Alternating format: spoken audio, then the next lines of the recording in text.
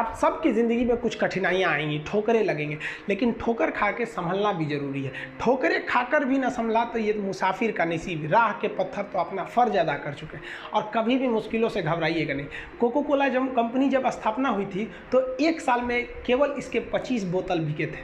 Company का दिमाग हिल गया था, लेकिन आज के समय में दुनिया में हर जगह कोको कोला बिकता है। और इसने तो फिजिक्स को उल्टा कर दिया।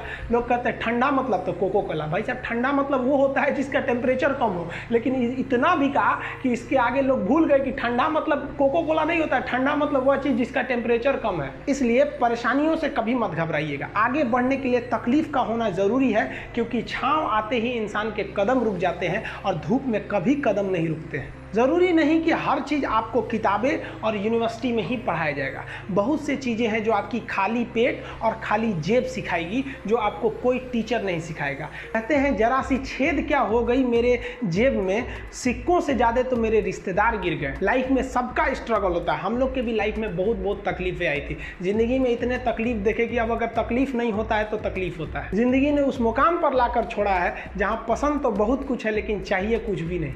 लोग कहते हैं कि खाली हाथ आए थे खाली हाथ जाओगे, गलत बोलते हैं। लोग भले खाली हाथ आते हैं, लेकिन जब जाते हैं तो अपने साथ कुछ संस्कार, कुछ यादें छोड़ जाते हैं। एपीजे अब्दुल कलाम खाली हाथ तो आए थे, क्या खाली हाथ गए? हमारे जितने देश के लोग हैं उन देशवासियों के लिए एक प्रेरणा के स्रोत बन गए हैं। लेकिन अगर आप खाली हाथ आते हैं और खाली हाथ चले जाते हैं तो आपका पुरुष योनि में जन्म लेने का कोई अर्थ ही नहीं बना। अपनी मंजिल को भुलाकर जिया तो क्या जिया, है दम तुझ में तो उसे पाकर दिखा। लिख दे खून से अपनी कामयाबी की कहानी और बोल उस किस्मत को कि है दम तो मिटा के दिखा।